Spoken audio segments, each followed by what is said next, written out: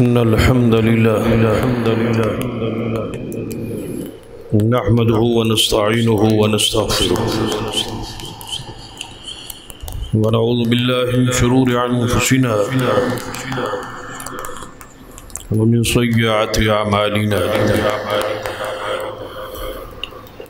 من يهد الله فلا مضل له ومن يضلل فلا هادي له أشهد أن لا إله إلا الله وحده لا شريك له وأشهد أن محمدا عبده ورسوله أما بعد فإن خير الحديث كتاب الله وخير الهدي هدي محمد صلى الله عليه وآله وسلم وشر الأمور محدثاتها وكل محدثة بدعة وكل بدعة ضلالة أما بعد فأعوذ بالله السميع العليم من الشيطان الرجيم من همزه ونفخه ونفثه بسم الله الرحمن الرحيم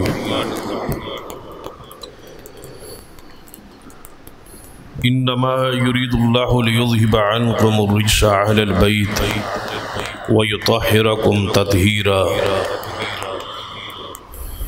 رب اشرح لي صدري ويسر لي أمري واحلل عقدة من لساني يفقهوا قولي رب زدني علما سبحان ربك رب العزة عما يصفون وسلام على المرسلين والحمد لله رب العالمين.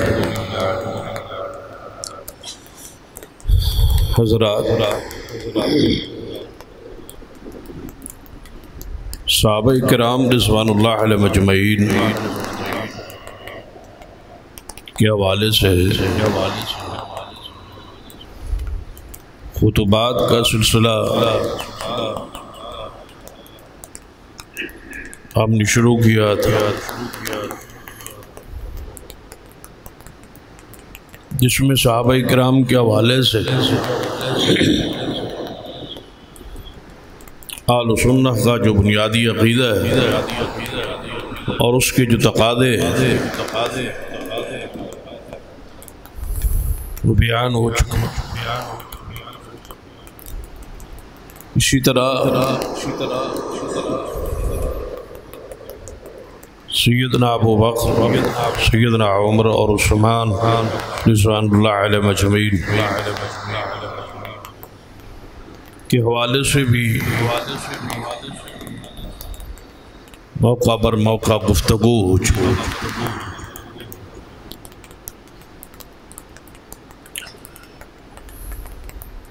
تو لازم امر ہے کہ تمام محدثین کرام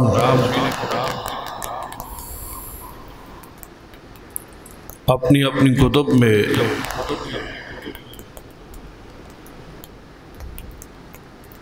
اصحاب النبی رضوان اللہ علیہ مجمعین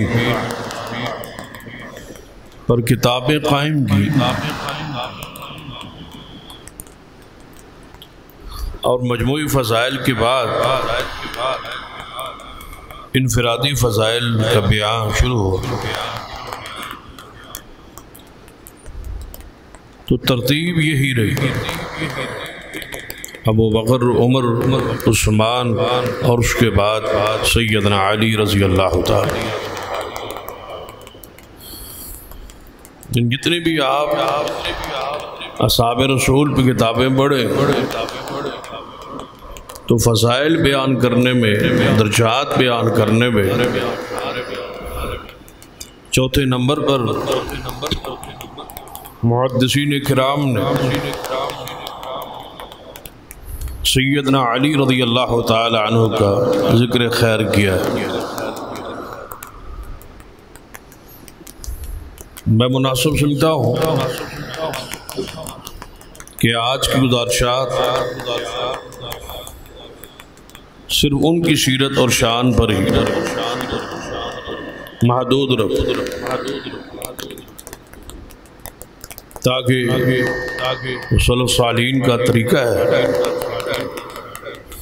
اس کے مطابق محبت عقیدت کا اظہار بھی ہو جائے۔ اور سیدنا علی رضی اللہ تعالی عنہ کی سیرت کے چند پہلو بھی ہمارے سامنے آئے۔ امام احمد بن حنبل کا وہ قول کئی دفعہ بیان ہو،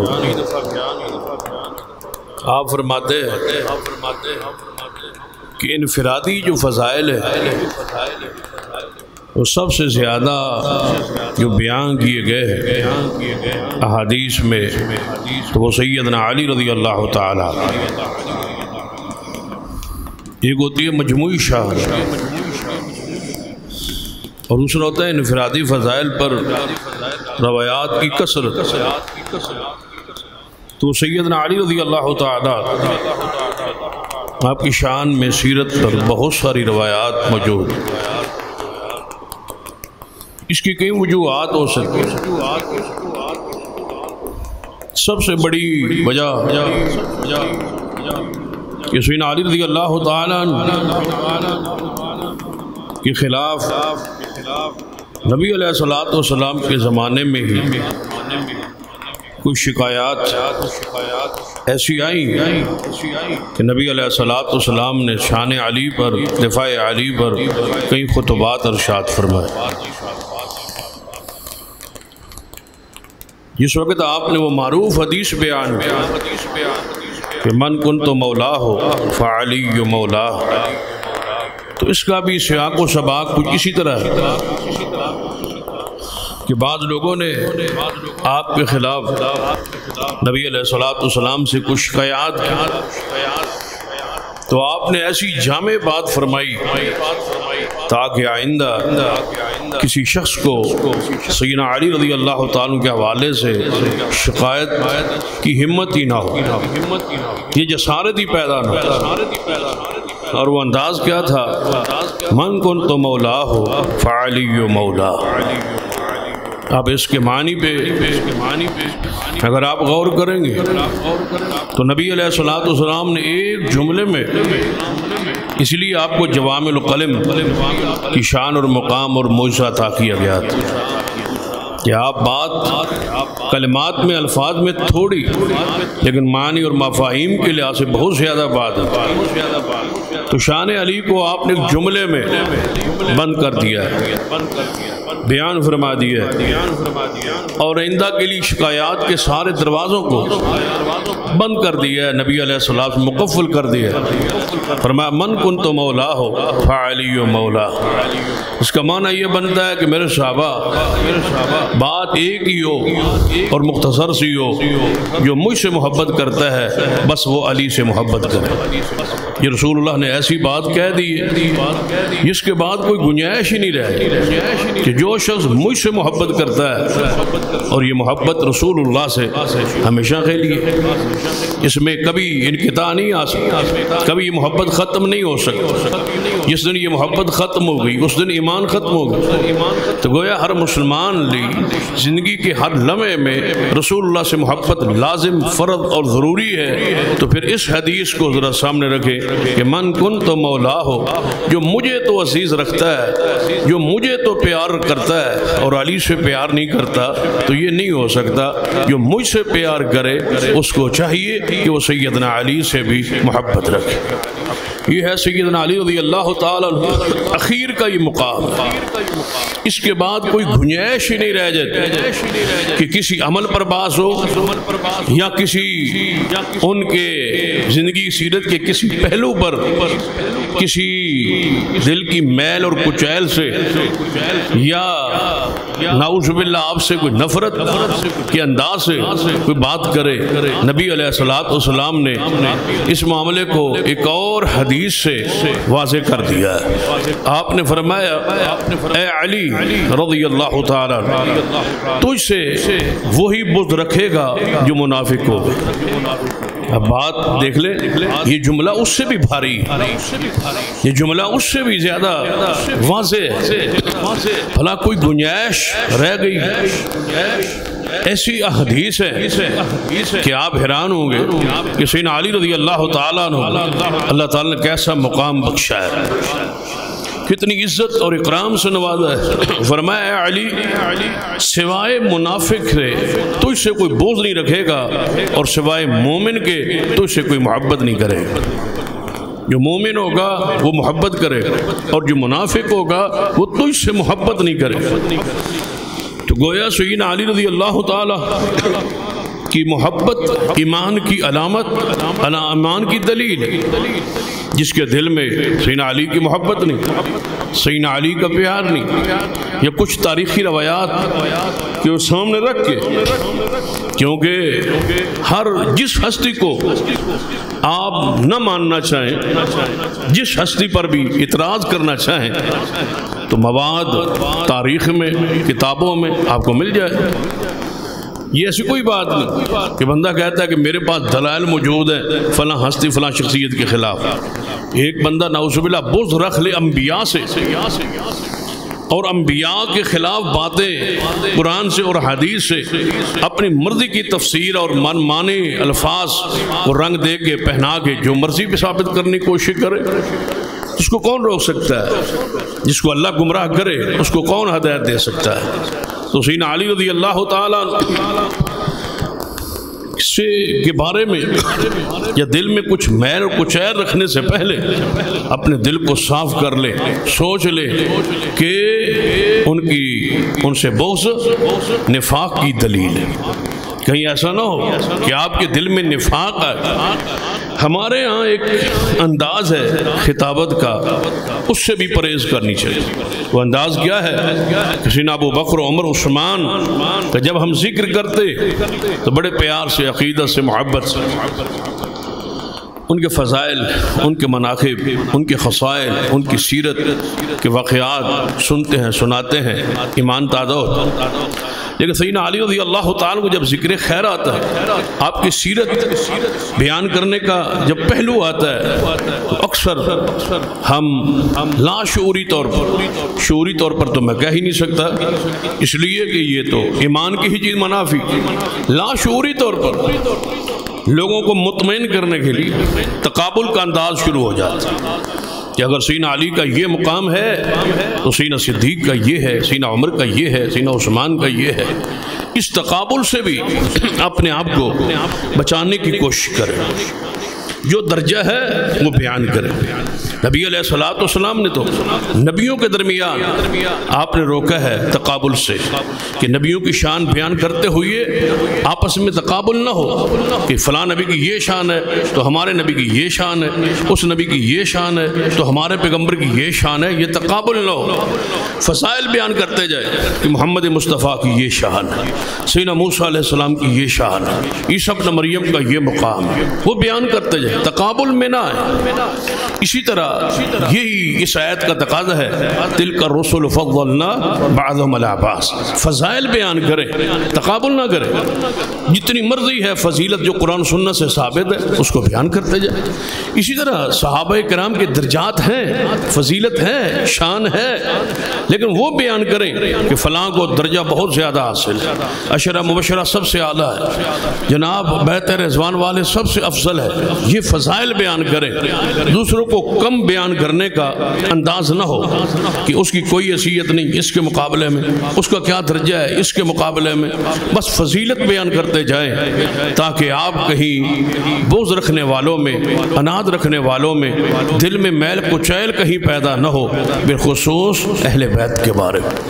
اور سیدنا علی رضی اللہ تعالیٰ کے بعد، کیونکہ آپ کی شخصیت انتہائی حساس ہے۔ اس لحاظ سے کہ سیدنا علی خود فرماتے ہیں، یہ روایت یہ اثر خود بیان کرتے ہیں، لیکن یہ حکم کے لحاظ سے حدیث مرفوع کا یہ درجہ رکھتی ہے۔ حضرت علی رضی اللہ عنہ فرماتے ہیں کہ میری وجہ سے 2 گروہ جہنم میں جائے، ایک گروہ میری شان بڑھائے گا اور ایک گروہ بدبخت میری شان گھٹائے گا۔ بڑھانے والا بھی جہنم میں جائے گا اور گھٹانے والا بھی جہنم میں جائے گا۔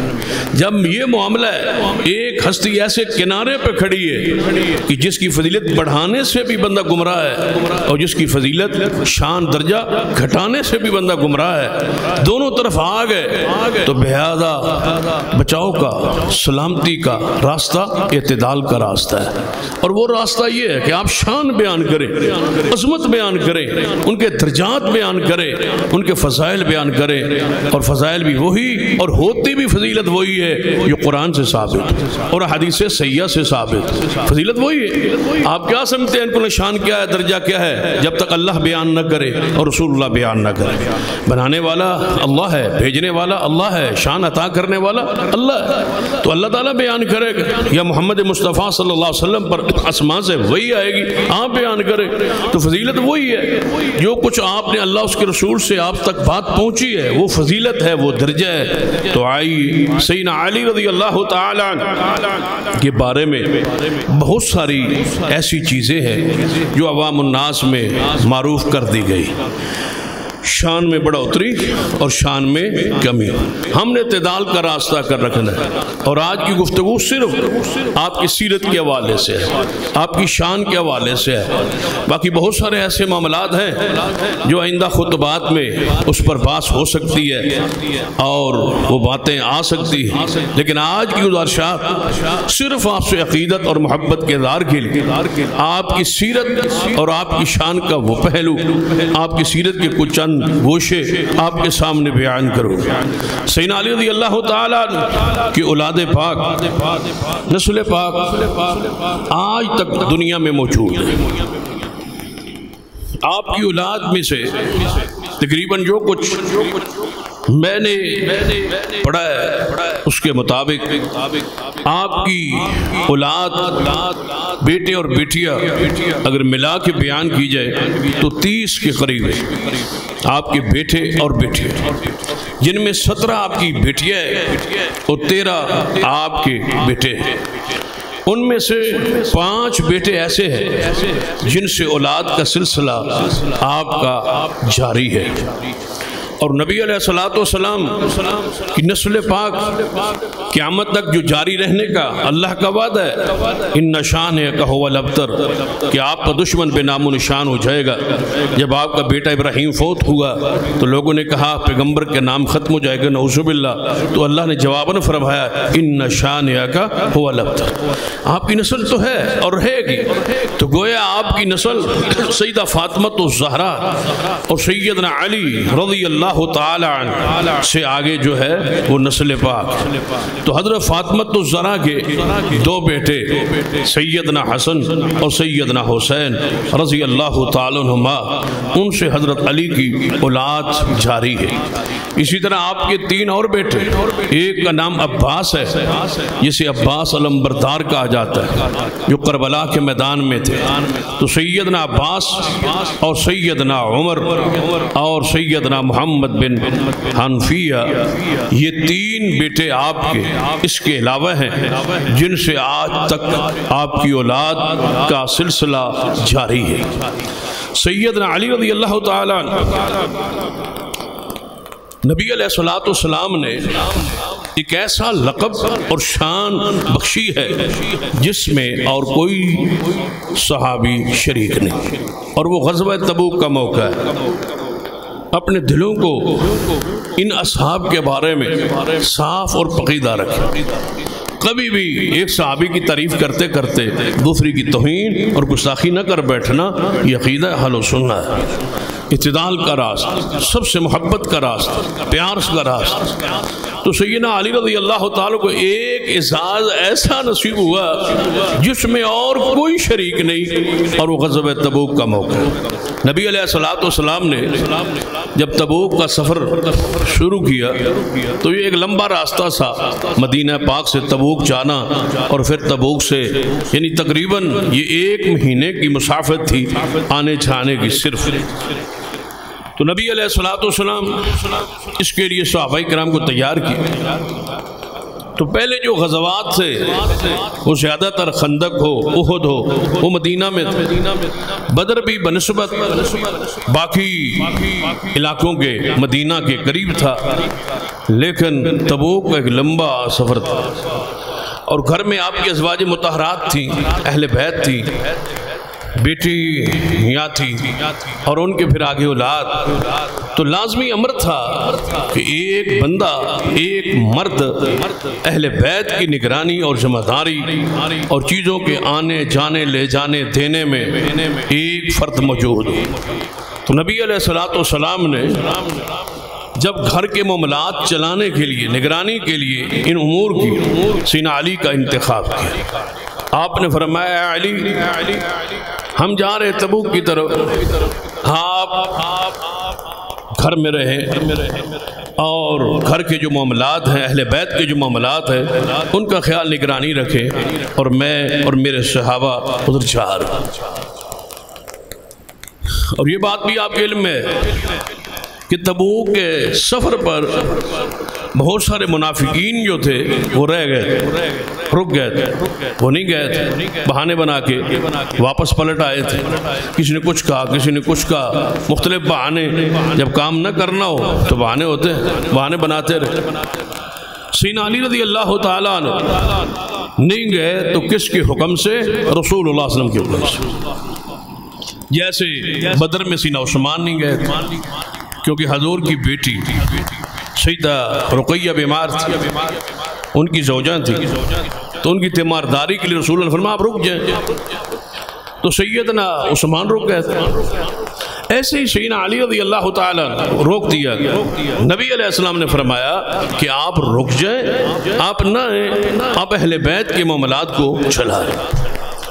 منافقین نے جب دیکھا کہ سیدنا علی نہیں گئے تو اس چیز کو انہوں نے بطور ثبوت اور دلیل پیش کرنا شروع کر دیا۔ کوئی بات نہیں، اگر ہم نہیں گئے تو گئے علی بھی نہیں، اگر ہم نہیں نہ گئے تو علی بھی تو نہیں گئے۔ اب ان کے علم میں نہیں تھا کہ علی پاک کیوں نہیں گئے، کس کی مرضی سے نہیں گئے، وہ تو اللہ اس کے رسول کی مرضی سے رکے اور یہ اپنی مرضی سے رکے۔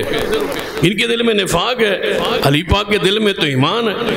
یہاں تو رکنے کی صرف ایک ہی وجہ ہے کہ رسول اللہ نے فرمایا، اب رک گئے۔ تو منافقین نے اپنے لیے یہ بات حوصلہ افزا سمجھی کہ ہمارے لیے کوئی ایسا مسئلہ نہیں ہے، اگر ہم نہیں گئے تو علی پاک بھی نہیں گئے۔ سیدنا علی نے یہ بات سنی تو انہیں ناگوار گزری، انہوں نے گھوڑے پہ سوار ہو گئے، پیچھے جا حضور کو پہنچ گئے۔ مدینہ سے باہر آپ جا چکے تھے، پیچھے سے آپ پہنچ گئے۔ فرمایا علی آپ یہاں؟ فرمایا یا رسول اللہ صلی اللہ علیہ وسلم، منافق یہ باتیں کر رہے ہیں، یعنی منافقین نے اس وقت بھی علی پاک کو معاف نہیں کی۔ یا رسول اللہ میرے بارے میں منافقین یہ باتیں کر رہے ہیں، ہم نہیں گئے تو علی پاک بھی نہیں گئے۔ آپ نے فرمایا اے علی آپ وہاں رک جائے، وہ نہیں آئے تو اپنی مرضی سے، آپ نہیں آئے تو اللہ اور رسول کی مرضی سے، اور تیری اور میری مثال تو ایسے ہی ہے جیسے موسیٰ علیہ السلام سے ہارون علیہ السلام۔ گویا حضرت علی کو حضور نے کیا قرار دیا؟ ہارون علیہ السلام کی طرح تیری مثال تو وہ ہے جو ہارون علیہ السلام، کہ موسیٰ علیہ السلام کو طور پہ گئے تھے، پیچھے اپنی قوم میں اپنا نائب کس کو بنا کے گئے تھے؟ وہ سیدنا ہارون علیہ السلام۔ تو آپ کو میں نے یہاں چھوڑا ہے، لہذا آپ تو اس امت کے ہارون ٹھہرے۔ یہ اتنا بڑا اعزاز ہے کہ ایک نبی محمد مصطفیٰ صلی اللہ علیہ وسلم فرما رہے ہیں کہ تیری اور میری مثال ایسے ہے جیسے ہارون اور موسیٰ علیہ السلام. اگر ساتھ ہی آپ نے فرمایا، صحیح مسلم کے الفاظ ہیں کہ یاد رکھنا میرے بعد نبی کوئی نہیں. ہارون تو نبی تھے نا، وہ تو بحیثیت نبی بھی پیچھے تھے، قوم میں نائب تھے اور نبی تھے، لہذا میرے بعد کوئی نبی نہیں ہوگا. تو ہے میرا نائب، جیسے موسیٰ کا نائب ہارون تھا، لیکن میرے بعد نبی کوئی نہیں ہوگا، میرے پہ نبوت ختم. یہاں ایک اور اس کے اندر ایک چھپی ہوئی بات ہے، ذرا اس کو غور کریں کہ ہارون علیہ السلام تشریعی نبی تھے یا غیر تشریعی نبی؟ تشریعی نبی وہ ہوتا ہے جس پر شریعت آتی ہے، اللہ کی طرف سے شریعت کتاب نازل ہوتی. وہ کون تھے؟ موسیٰ علیہ السلام. ہارون علیہ السلام معاون تھے، مددگار تھے، نبی تھے، لیکن ان پر الگ شریعت نازل نہیں ہوئی، غیر تشریعی نبی تھے ہارون علیہ السلام.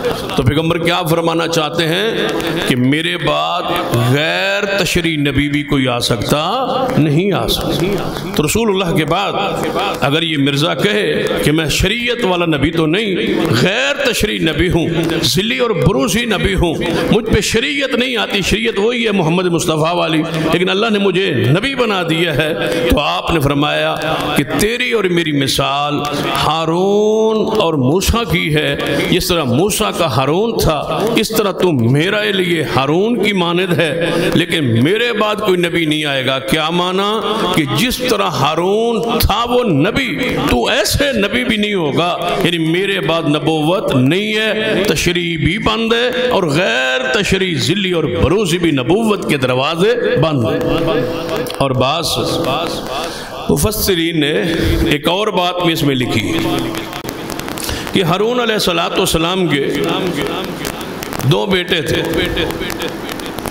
جن کا نام عبرانی زبان میں شبر اور شبیر تھا. یہ دو نام تھے ہارون علیہ السلام کے بیٹوں کے. یہ مفسرین نے بیان. اگر ان کا عبرانی زبان سے عربی میں معنی کیا جائے تو اس کا معنی بنتا ہے حسن اور حسین. فرمایا تو اسی طرح ہے جس طرح موسیٰ کے لیے ہارون علیہ السلام، تو ان کے دو بیٹوں نے شہرت پائی جن کا عربی میں معنی کیا تھا؟ حسن اور حسین.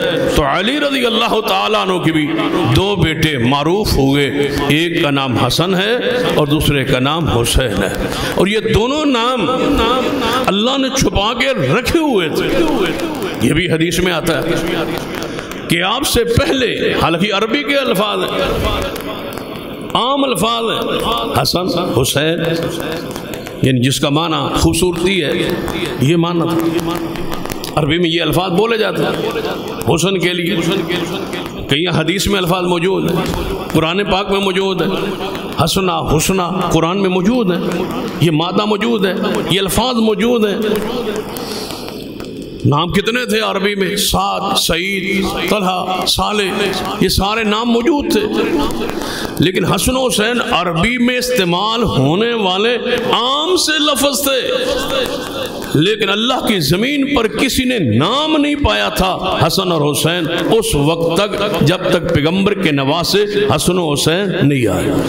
حضور فرماتے ہیں ان ناموں کو اللہ نے چھپا کے میرے نواسوں کے لیے رکھا ہوا.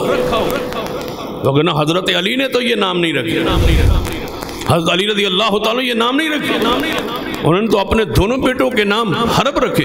جنگجو بہادر تھے نا، خود حیدر تھے، شیر خدا تھے، جنگجو تھے، شجاع تھے، تو اسی مناسبت سے اپنے بیٹوں کا نام بھی حرب رکھا، جنگجو، لڑائی. لیکن نبی علیہ السلام نے دونوں مرتبہ کے نام بدلوایا. حسن دی وقت بھی حضور تشریف لائے، سیدنا حسین کی ولادت کے وقت ہوتے کیا نام رکھا ہے؟ بھائی میں نے حرب رکھا ہے. حضور نے فرمایا اس کا نام حسن ہوگا. حرب نہیں حسن ہوگا. جب حسین پیدا ہو گئے نام پھر وہی حرب رکھا ہے یا رسول اللہ. فرمایا نہیں اس کا نام حسین ہو. تو حضور خود نام تبدیل کروا رہے ہیں. اس کا معنی ہے کہ یہ پیغمبر نے جو نام تبدیل کروائے ہیں کس کے حکم سے؟ اللہ سے.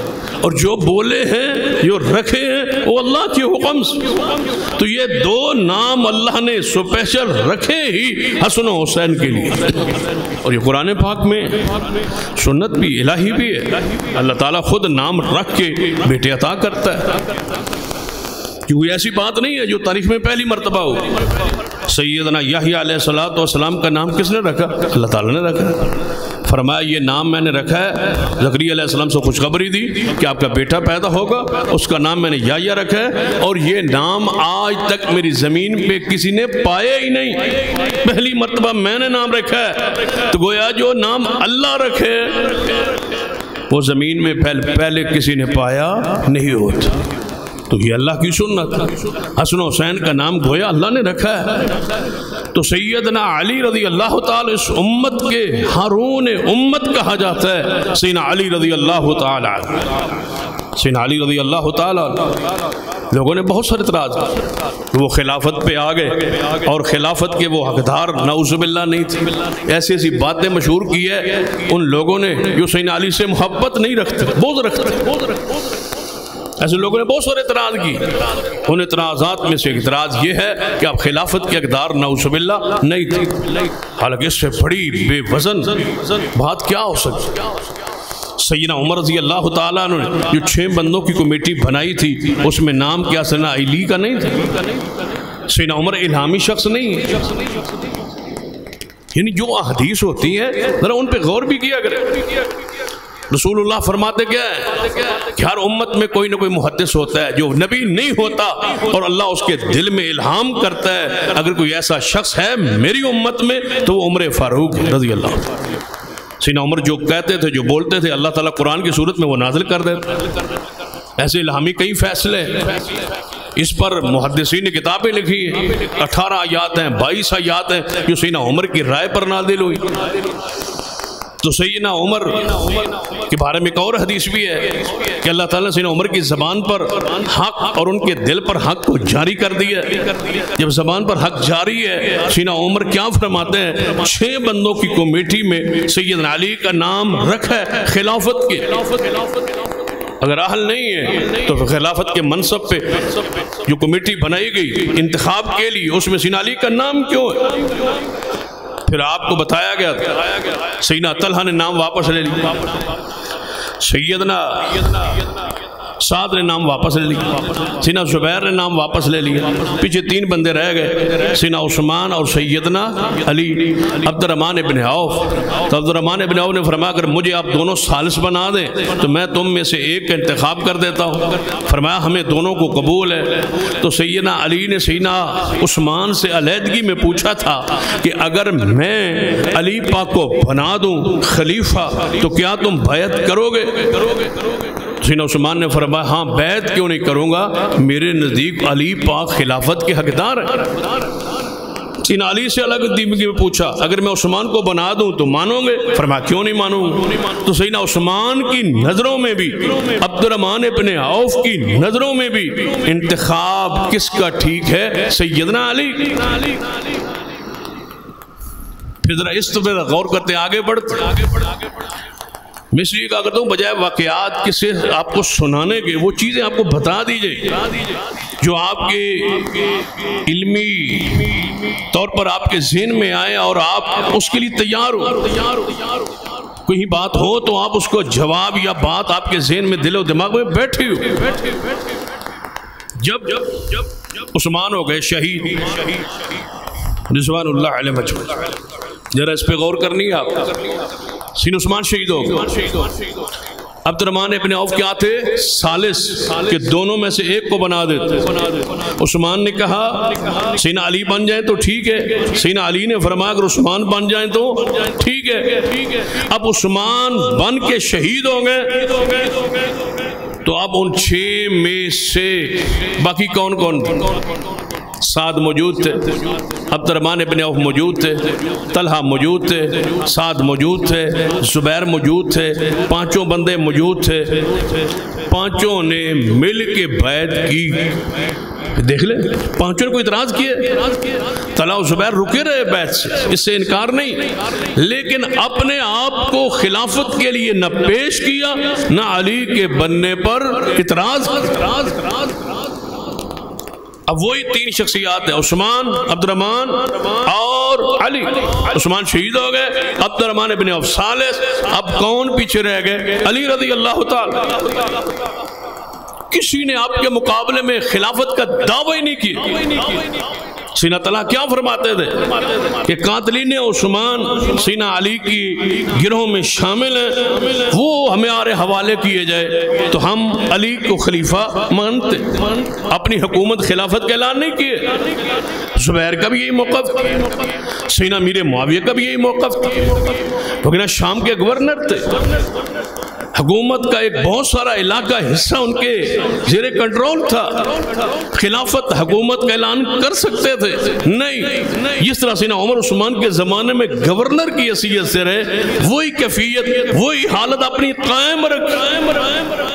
فرمایا ہوں میں گورنر، خلیفہ اس امت کا علی ہے، بیعت تب کریں گے جب حضرت علی کے صفوں سے وہ قاتل نکلیں گے جو سیدنا عثمان کے قتل میں ملوث۔ خلافت کا اعلان نہیں کیا، کسی نے نہیں کہا میں حقدار ہوں۔ سوال ہی پیدا، سیدنا عبداللہ ابن عباس سے پوچھا گیا، یہ بات بھی بڑی پتے کی، عبداللہ ابن عباس حضور کی چچا کے بیٹے، ان سے پوچھا گیا، ایک طرف حضرت امیر معاویہ رضی اللہ تعالی اور ایک طرف حضرت علی رضی اللہ تعالی، اگر فرض کیا آپ کو انتخاب کا یعنی کہ موقع دیا جائے کہ ان دونوں میں سے خلافت کے لائق کون ہے تو آپ کس کو کہیں گے؟ ابن عباس نے فرمایا اگر خلافت کے لحاظ سے مجھ پر انتخاب آ جائے تو میں انتخاب سیدنا علی کا کروں۔ فرمایا وہ کیوں؟ فرمایا قرآن کہتا ہے کہ سارے مہاجرین جو صحابہ ہیں اولئک ہم الصادقون، وہ سچے۔ تو پھر قرآن کہتا ہے یا ایھا الذین آمنوا اتقوا اللہ وکونوا مع الصادقین، اے ایمان اللہ سے ڈرو، سچوں کے ساتھ ہو جاؤ۔ قرآن صدیق حضرت علی کو صدیقین میں سے شمار کرتا ہے کیونکہ وہ مہاجر ہیں، اور حضرت قرآن کہتا ہے سچوں کے ساتھ ہو جاؤ۔ مجھے قرآن یہ کہتا ہے کہ میں علی پاک کی خلافت کا حقدار وہی لائق ہے اور انہی سمجھوں کیونکہ قرآن کہتا ہے سچوں کے ساتھ ہو۔ فرماتے ہیں حضرت میر معاویہ صحابی رسول ہے، خاتمے وہی ہے، خال المومنین ہے، لیکن مہاجرین میں شامل نہیں، مہاجرین کو درجہ فضیلت حاصل۔ قرآن پاک نے خود کہا ہے لا یستوی منکم من انفق من قبل الفتح وقاتل، وہ لوگ جو فتح مکہ سے پہلے ایمان لائے اور جہاد کیا، اولئک اعظم درجۃ من الذین انفقوا من بعد وقاتلوا، وہ ان سے زیادہ درجہ رکھتے، اولئک اعظم درجۃ، درجے میں وہ بلند ہیں، درجہ ان کو حاصل ہے کن سے؟ جو فتح مکہ کے بعد ایمان لے آئے اور فتح مکہ کے بعد اللہ کی راہ میں مال خرچ کیا، وہ پہلے والوں کو درجہ فضیلت میں نہیں، برابر نہیں، درجہ ان کو حاصل۔ جب درجہ ان کو حاصل ہے تو سیدنا علی فتح مکہ سے پہلے نہیں، بلکہ صرف اتنا اختلاف، اتنا علماء نے کہا ہے، ایک حدیث میں ہے سب سے پہلے ایمان صدیق لائے، دوسری حدیث میں سب سے پہلے ایمان علی لائے۔ اب دونوں کا تطبیق دیتے ہوئے محدثین نے کہا ہے کہ بڑوں میں صدیق اور بچوں میں علی، وگرنہ تو دونوں بارے میں الگ الگ حدیث ہے۔ اول ایمان لانے والے صدیق ہیں، دوسری حدیث ہے پہلے ایمان لانے والے علی۔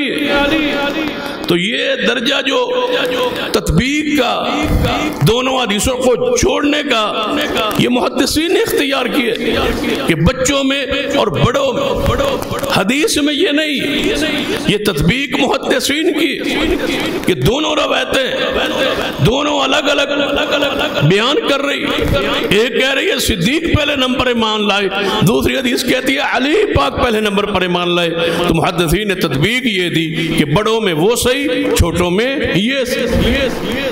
لیکن حضرت علی رضی اللہ تعالیٰ تو ابتدا والوں، اور بعض محدثین ایک اور آیت سورۃ النور میں جسے آیت خلافت ہی کہا جاتا ہے، وعد اللہ الذین آمنوا منکم وعملوا الصالحات لیستخلفنہم فی الارض، فرمایا اللہ کا وعدہ اہل ایمان کے ساتھ کہ اللہ ان کو زمین میں ضرور خلافت دے گا۔ کن کے ساتھ وعدہ ہے؟ مومنوں کے ساتھ، تم میں سے مومنوں کے ساتھ۔ فرماتے ہیں جب یہ آیت نازل ہوئی یہ وعدہ صدیق، عمر، عثمان، علی کے ساتھ تھا، کیونکہ اس وقت یہی چار شخصیات اسلام کے اولین میں سے تھی۔ لہذا حق ہے سینہ علی کی خلافت پر محدثین ان آیات سے، ان حدیث سے استدلال کیے کہ وہ خلیفہ راشد، خلفاء راشدین کی حوالے سے جو حدیث ہے علیکم سنتی و سنت الخلفاء الراشدین المہدیین، اس میں حضرت علی داخل و شامل ہے۔ کیوں کہ جن سے یہ وعدہ کیا گیا اس آیت میں اس وقت خلفاء میں سے یہی چار ایمان میں تھے۔ تو لازمی بات ہے جب وعدہ ہو رہا ہے تو اس وقت اس کا ہونا ضروری ہے جس سے وعدہ ہو رہا ہے۔ یہ نہیں ہے کہ وعدہ ہو رہا ہے اور ابھی وہ ایمان میں آئے نہیں، وعدہ ان سے آمنوا منکم وعملوا الصالحات، ایمان اور عمل صالح۔ قرآن کے اسلوب سے ایک اور بات ثابت ہوتی ہے، یہ چاروں ہستیاں آمنوا منکم وعملوا الصالحات کے مصداق ہے۔ ایمان بھی صحیح ہے، اعمال بھی درست، نہ ایمان میں شک نہ اعمال میں شک۔ جنہیں اللہ کہتا ہے کہ جن کو میں خلافت دوں گا ان کا ایمان بھی ہوگا اور ان کے اعمال صالح بھی ہوں گے، تو ایک عام آدمی اٹھ کے کیسے کہہ سکتا ہے کہ ان کے اعمال ٹھیک نہیں؟ اعمال کی بنیاد پر تو خلافت مل رہی۔ قرآن کا وعدہ ہے خلافت کا، لیکن کس سے؟ جس کا ایمان آمنوا منکم وعملوا الصالحات۔ اس لیے میں کہا کرتا ہوں کہ تاریخ کی روشنی میں صحابہ کو نہ پڑھو، قرآن کی روشنی میں پڑھو۔ قرآن کی روشنی میں ان کی حیثیت کو، مقام کو، شان کو، درجے کو مان لو، اس کے بعد تاریخی روایات پڑھو۔ جو ان کے حق میں ہے وہ ٹھیک ہے، جو ان کے خلاف ہے کہیں خطا ہوگی، غلطی ہوگی، چھوڑ دو اس تاریخ کو۔ قرآن حق ہے، قرآن کی روشنی میں ہمارا عقیدہ ہے کہ جنت کا وعدہ سب سے ہے، خلافت کا وعدہ جن ہستیوں کے ساتھ ہے وہ ہے۔ اللہ نے کیا کہا ہے کہ درجے میں برابر نہیں ہے، درجہ ان کو حاصل ہے، بڑے یہ اولئک اعظم، یہ بڑے ہیں درجے میں، لیکن آخر پہ جا کے کمال کیا رہا۔ فرمایا وَكُلًّا وَعَدَ اللَّهُ الْحُسْنَىٰ، فرمایا درجے میں یہ زیادہ ہے، جنت کا وعدہ سب کے ساتھ، جنت کا وعدہ ہر کے ساتھ۔ سیدنا علی رضی اللہ تعالی تو یہ شان اور مقام، آپ کی سیرت کے بہت سارے پہلو، آپ پر آنے والے اعتراضات، آپ بحیثیت قاضی، بحیثیت بہادر شجاع، شیر خدا، حیدر، یہ سارے پہلو ہیں جو آپ کے بیانوں سے، پھر آپ پر آنے والے اعتراضات، پھر وہ آپ کی خلافت اور خلافت کے ایام اور سال، یعنی ہمارے لوگ ہے نا وہ تاریخ شروع ہوئی سیدنا علی کی خلافت کے بعد سے کرتے۔ چند واقعات ہیں خلافت کے، ان خلافت کے واقعات کی بنیاد پر ناسبی بغض رکھتے اور رافضی جو ہیں وہ درجہ الوہیت پہ لے جاتے۔ ہم ہیں درمیان میں اعتدال والے، درجہ الوہیت پر، اور نہ ہی نعوذ باللہ ناسبیوں کی طرح، خارجیوں کی طرح کہ علی پاک نعوذ باللہ انہوں نے تو ایمان کا انکار کیا، اتنے وہ ظالم تھے، اس پر الگ باس۔ سیدنا علی رضی اللہ تعالی کی سیرت کہ آپ کا پہلا نکاح سیدہ فاطمہ الزہرا سے، یہ حضرت علی کی سیرت کا آغاز ہو رہا ہے۔ پہلا نکاح سیدہ فاطمہ سے، کئی مرتبہ دوسری شادی کے لیے سیدنا علی سے کہا گیا، آپ نے کئی مرتبہ ارادہ بھی فرمایا، لیکن سیدنا علی کے اس ارادے کے بعد سیدہ فاطمہ کے اصرار پر، انکار پر، غصے پر، جلال پر آپ نے ہمیشہ ان سے وفا کی، دوسرا نکاح نہیں کیا۔ کیوں سیدہ فاطمہ تو زہرا یہ پسند نہیں کرتی کہ میری شوقن میں زندہ ہوں اور میرے گھر میں، ان کی طبیعت کے مزاج کی یہ چیز خلاف تھا، اور یہ فطری بات۔ اور دوسری بات جو محدثین نے لکھی ہے وہ کمال کی، فرماتے ہیں محدثین کہ سیدہ فاطمہ تو ذرا شاید دوسری عورت کو شوقن اپنے گھر میں حویلی میں برداشت کر لیتی، لیکن اس کے ایمان کا مسئلہ تھا۔ کس کا؟ دوسری بیوی کے ایمان کا مسئلہ۔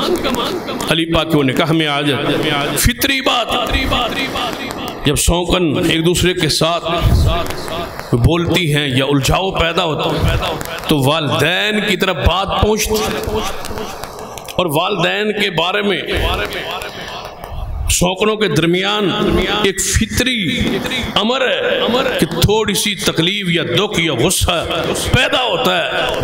اگر دوسری عورت آ جاتی اور اس کے دل میں فاطمۃ الزہرا کے والد محترم محمد مصطفیٰ کے بارے میں دل میں تخیل پیدا ہو جاتا، خلاف تو ایمان ختم ہو جاتا۔ یہ حکمتیں تھی کہ سیدہ فاطمۃ الزہرا نے ناپسند کیا کہ کوئی عورت مومنہ میری موجودگی میں علی کے گھر، اور سیدہ فاطمہ اس پر غصے بھی ہوئی، اور سیدنا علی رضی اللہ تعالیٰ عنہ حضور نے کئی مرتبہ فرمایا فاطمہ میرا ٹکڑا ہے دل کا، جس نے اس کو تکلیف دی مجھے تکلیف دی، جو بات اس کو دکھاتی ہے وہی بات مجھے دکھاتی ہے، یعنی فاطمہ کو ناراض کیا اس نے مجھے ناراض، اور فاطمہ غصے میں آئی بھی صحیح، ناراض ہوئی بھی صحیح، لیکن اس پر مفسرین نے ایک معنی کیا ہے، اگر آپ غور کریں تو ایک اہم ترین عقیدہ حل ہو سکتا ہے۔ عربی میں دو الفاظ، ایک غضب ہے اور دوسرا اغضاب ہے، دونوں کے معنی میں فرق ہے۔ غضب ہوتا ہے کسی بات پر غصے آ جانا، ناراض ہو جانا، اور جس کی بات پر ناراض آپ ہوئے ہیں اس کے دل میں، ارادے میں، نیت میں اس ہستی کو ناراض کرنا نہیں ہوتا۔ آپ نے کوئی عمل کیا دوسرا بندہ ناراض ہو، اس طرح سمجھے بعض دفعہ آپ گھر میں کوئی کام کرتے ہیں، بیوی کو ناراض کرنا مقصود نہیں ہوتا لیکن بیوی غصے میں آ جائے، یہ ہے غضب۔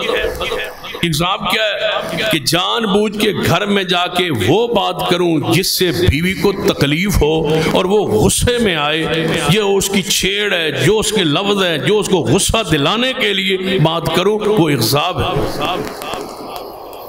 سیدہ فاطمہ جب بھی ناراض ہوئیں سیدنا علی سے دوسری شادی کے حوالے سے، وہاں لفظ غضب کا ہے، اغضاب کا نہیں، کہ علی پاک نے غصہ دلانے کے لیے ایسا نہیں کہا، بات کی ہے فاطمہ تو ذرا ناراض ہوئی تو پھر سلو۔ تو اب فاطمہ تو ذرا کا کسی مسئلے پر کسی بندے سے ناراض ہونا جرم نہیں، فاطمہ کو ناراض کرنا جرم ہے۔ نیت یہ ہو کہ میں نے فاطمہ کو ناراض کرنا ہے، یہ جرم ہے، یہ تکلیف ہے فاطمہ تو ذرا کو دینا، اور یہ رسول اللہ کو دینا۔ یہ تھوڑی سی وضاحت میں نے کیوں کی ہے تاکہ آپ ذرا وہ مسئلہ سمجھیں۔ جب باغ فدق کا مسئلہ تھا تو سیدہ فاطمہ تو ذرا آئی تھیں، تو صدیق نے کہا تھا پیغمبر کی وراثت تقسیم نہیں ہوتی، تو فاطمہ اس پر ناراض ہوئی، کوئی بات نہیں، کوئی شک نہیں، حدیث میں ہے، بخاری میں ہے، فاطمہ غصے میں آ گئی اور چلی گئی۔ اب اب یہاں ہم نے دیکھنا ہے کہ جب علی پاک کے لیے وہ الفاظ آئے تو غضب کے تھے یا اغضاب کے تھے؟ علی پر ناراض کیا یا فاطمہ خود ناراض ہوئی؟ تو حدیث میں ہے کہ فاطمہ خود ناراض ہوئی، غصے میں آئی، جلال میں آئی، لیکن علی پاک کے دل میں اغضاب، غصہ دلانے کا ارادہ نہیں تھا۔ لفظ اغضاب نہیں ہے، غضب ہے۔ ایسے ہی معذرت کے ساتھ جب سیدہ فاطمہ صدیق کے پاس آئیں تو وہاں لفظ غضب کا ہے، اغضاب کا نہیں۔ سیدنا صدیق نے فاطمہ زہرا کو غصہ دلانے کے لیے، حق سے محروم کرنے کے لیے یہ الفاظ بولے نہیں۔ اگر بولے ہوتے لفظ اغضاب ہوتا، ناراض کرنا ہوتا۔ ناراض ہونا اور کرنے میں فرق۔ فلاں مجھ سے ناراض ہوا، فلاں نے میں نے ناراض کر دی۔ ہونا اس میں ضروری نہیں کہ میرا فعل ہو، اس کی اپنی طبیعت ہے، وہ کسی بات پہ غصے میں آ گیا۔ تو سیدہ فاطمہ زہرا کو ناراض کیا نہیں گیا، حضور نے جو فرمایا وہ اغضاب سے منع کیا ہے۔ جس نے فاطمہ کو اغضبا، جس نے فاطمہ کو ناراض کیا، اغضبانی، اس نے مجھے ناراض کیا، لفظ اغضاب ہے۔ فاطمہ کو ناراض کرنا جرم ہے۔ سیدنا علی کے بارے میں، صدیق کے بارے میں دونوں ایک جیسے الفاظ ہیں۔ اگر سیدنا علی پر غضب ہو، ناراضگی ہو تو علی کا قصور نہیں۔ اگر صدیق پر ناراضگی کا اظہار ہو کسی مسئلے پر تو صدیق کا جرم و قصور نہیں۔ اغضاب دونوں حدیثوں میں موجود نہیں ہے۔ آگے بڑھتے سیدہ علی رضی اللہ تعالی، سیدہ فاطمہ کی وفات قریب آپ سے آپ کے 2 بیٹے اور 2 بیٹیاں، سیدنا امام حسن، سیدنا امام حسین، اور 2 بیٹیاں سیدہ ام کلثوم اور سیدہ زینب الکبریٰ جسے کہا جاتا ہے۔ یہی وہ زینب ہے جس کی ایک تاریخ ہے کربلا کے میدان۔ یہ حضرت حسین ابن علی کی بہن، یہ بڑی بیٹی، چھوٹی بیٹی کیا ہے؟ ام کلثوم۔ یہ ام کلثوم جو ہے ان کا نکاح ہوا سیدنا عمر فاروق رضی اللہ تعالی، یہ حضرت حسن و حسین کی سگی بہن ہے۔ حضرت علی کے دماد ہیں سیدنا عمر، ان کا نکاح ان سے ہو، اور حضرت زینب کا نکاح جعفر طیار کے بیٹے عبداللہ سے ہو۔ یہ کربلا میں تھی سیدہ زینب رضی اللہ تعالی عنہا، اور یہ ام کلثوم حضرت عمر کے نکاح میں، ان کا وہاں بیٹا ہوا جس کا نام زید، اور یہ ماں بیٹا ایک دن ایک ہی وقت میں فوت ہو۔ یہ نہیں پتا چلا کہ ماں کی جان پہلے نکلی یا بیٹے کی جان پہلے نکلی۔ ماں بیٹے کا اکٹھا جنازہ ہو، جنازے میں امام حسن، امام حسین، عبداللہ بن عمر، سیدنا ابو ہریرہ، دیگر صحابہ کرام سارے موجود۔ تو یہ جنازہ سیدنا عبداللہ ابن عمر نے پڑھا اپنے بھائی کا اور اپنی سوتیلی ماں کا، رسول اللہ کی نواسی ام کلثوم۔ جب سیدہ فاطمہ فوت ہونے لگی تو سیدنا علی کو بلایا اور فرمایا، علی تو نے میری زندگی میں تو دوسرا نکاح نہیں کیا، اب میرے جانے کے بعد نکاح کر لیں، کہ میں چلی جاؤں نکاح کر لینا۔ اور میں نے آپ کے لیے ایک خاص رشتہ بھی پسند کر لیا ہے کہ میری بہن زینب جو ہے رسول اللہ کی بیٹی، میری بڑی بہن، اس کی بیٹی امامہ جوان ہو چکی ہے، ان سے نکاح کرنا تاکہ میری بچوں کا وہ خیال رکھے، وہ میری بھانجی۔ تو حضرت علی نے سیدہ فاطمہ کی وفات کے 9 دن بعد یہ دوسرا نکاح سیدہ امامہ سے، یہ حضور کی نواسی، اور نواسی کا شوہر بھی دماد ہوتا۔ تو حضور کے دورے دماد کون بنے؟ علی پاک، پہلے بیٹی کے پھر نواسی۔ اور یہ امامہ حسین علی کے نکاح میں، یہ وہ امامہ ہے۔ ذرا بخاری کی اس حدیث کی طرف توجہ کریں جو کئی مرتبہ آپ نے سنی کہ حضور نماز پڑھا رہے تھے تو امامہ حضور کی نواسی چھوٹی تھی، وہ آ گئی تو حضور نے اٹھا کے اپنے سینے سے لگا دی پوری نماز۔ حسین ابن علی والی حدیث یاد ہے نا کہ حسین ابن علی حضور نماز پڑھا رہے تھے تو آ گئے، سجدے میں حضور تھے تو اوپر چڑھ گئے، حضور نے سجدہ لمبا کیا۔ یہ مشہور ہے نا، یہ سنی ہوئی ہے نا، یہ ٹھیک ہے، حق ہے، ہم مانتے اس حدیث کو، لیکن ہمارا قصور یہ ہے کہ ہم نے اس حدیث کو مشہور نہیں کی، ہم نے یہ بھی رکھا بھائی یہ بھی وہی مشہور کریں گے۔ وہ کرتے تھے، وہ تو زینب حضور کی بیٹی اور کی بیٹی ہے، نواسی ہے، وہ تو اس پر ہمارا ایمان ہے، ہم نے اس کو مشہور کرنا۔ آپ حیران ہوں گے، 4 رکعتیں حضور نے اپنی نواسی امامہ کو اٹھا کے پڑھی۔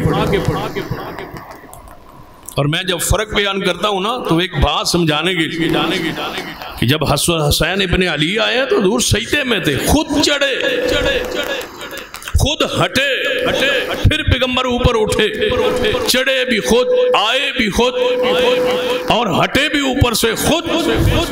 امامہ جب آئی خود، حضور قیام میں تھے، وہ ساتھ آگے پیروں کے لگی، حضور نے نیچے ہو کے اٹھا کے سینے سے لگا، خود اٹھایا، پھر رکوع جاتے ہوئے بٹھایا، پھر 2 سجدے کر کے اٹھے، دوسری رکعت کے لیے پھر ساتھ لائے، پھر تشہد میں ساتھ ہے، پھر تیسری رکعت میں ساتھ ہے، پھر چوتھی رکعت میں ساتھ ہے۔ ایسا منظر صحیح البخاری میں موجود، لیکن ہم نہیں بیان کرتے، بیان ہی نہیں، اس انداز میں نہیں بیان کرتے کہ امامہ کی فضیلت بیان ہو۔ امامہ کا نام حضرت علی کے اہل بیت، علی پاک کے نکاح میں ہے۔ سیدنا علی رضی اللہ تعالیٰ کا جو تیسرا نکاح ہے وہ خولہ سے، یہ خولہ بنت قیس، جعفر بن قیس، اس کی یہ بیٹی، یہ حنفیہ ایک قبیلہ تھا، اس قبیلے کے۔ اور یہاں تھوڑی سی بات رک کے سوچنا ہے، یہ جو خولہ ہے یہ وہاں حنفیہ قبیلہ جو تھا وہ نجد، ریاض، سعودیہ، وہاں کے علاقے میں، وہ نجد کا علاقہ ہے، وہاں یہ قبیلہ تھا، وہاں جنگ ہوئی سیدنا صدیق کے زمانے خلافت میں، وہاں سے یہ عورت بحیثیت لونڈی مجاہدین کے ساتھ مدینہ میں پہنچی۔ صدیق امیر المومنین، جب لونڈیاں تقسیم ہوئی تو سیدہ خولہ بنت جعفر بن قیس کو صدیق نے علی پاک کے حوالے کیا کہ یہ آپ اس کو آزاد کر کے نکاح کریں، یہ آپ کی مرضی ہے، یہ آپ اگر خلیفہ حق نہ ہو، جہاد صحیح نہیں ہوتا، جہاد صحیح نہ ہو تو لونڈی کا آنا صحیح نہیں ہوتا، لونڈی کا آنا بھی حق، صدیق کی خلافت بھی حق، جہاد بھی حق، اور اس سے ملنے والی علی پاک لونڈی بھی حق۔ اس کا یہاں بیٹا ہوا ہے جس سے حضرت علی کی نسل آگے، تیسرے بیٹے حسن حسین کے بعد یہ تیسرا بیٹا ہے جس سے نسل آپ کی جاری ہے، محمد بن الحنفیہ۔ یہ صدیق کے پاس بھی رہے، یہ علی پاک کے پاس بھی رہے تربیت کے لیے۔ یہ ہے محمد بن حنفیہ جو علی پاک کے بیٹے، اس لونڈی سے، اس عورت سے یہ پیدا ہوئی۔ آپ کی چوتھی بیوی سیدہ ام البنین ہے، یہ بنو کلاب سے، اسے ام البنین کلابیہ بھی کہا جاتا ہے۔ اس سے سیدنا علی رضی اللہ تعالیٰ کے بیٹے پیدا ہوئی، عباس، جسے عباس علمبردار کہا جاتا ہے، جو کربلا میں شہید ہوئے۔ یہ ام المنین کے بیٹے، اس سے ایک بیٹا عباس، دوسرا بیٹا جعفر، اور تیسرا بیٹا ہوا تو سیدنا علی نے نام اس کا عثمان رکھا۔ اور چوتھا بیٹا عبداللہ۔ یہ 4 بچے بیٹے آپ کے اس عورت ام البنین سے پیدا ہوئے اور چاروں کے چاروں میدان کرب و بلا میں اپنے بھائی حسین کے ساتھ شہید ہوئے۔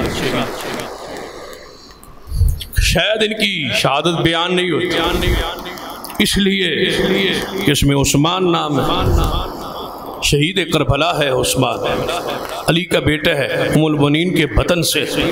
آپ کی 5ویں شادی سیدہ اسماء بنت امیس سے ہوئی۔ یہ سیدہ اسماء بنت امیس، اس کا پہلا نکاح جعفر سے ہوا، جعفر طیار، علی کا بھائی، ابو طالب کا بیٹا جعفر طیار سے اس کا پہلا نکاح۔ غزوہ موطا میں سیدنا جعفر طیار شہید ہو، ان کی یہ بیوی بیوہ ہو اسماء بنت امیس۔ اسماء بنت امیس کی عدت گزری تو سیدنا علی نے صدیق ابو بکر صدیق سے فرمایا کہ میری بھابی بیوہ ہو چکی اور عدت گزر چکی، اور میں چاہتا ہوں کہ آپ اس سے نکاح کر۔ سیدنا ابو بکر صدیق نے نکاح کیے جعفر طیار کی بیوہ سے۔ بتاؤ ابو طالب کی وہ کیا لگتی ہے، علی پاک کی کیا لگتی ہے؟ نکاح کس نے کیا؟ صدیق نے۔ بیٹا پیدا ہوا جسے محمد بن ابو بکر کہا، محمد بن ابی بکر۔ یہ علی پاک کی تربیت میں رہے محمد بن ابی بکر۔ کیوں؟ صدیق نے نکاح کیا، بیٹا پیدا ہوا، صدیق فوت ہو۔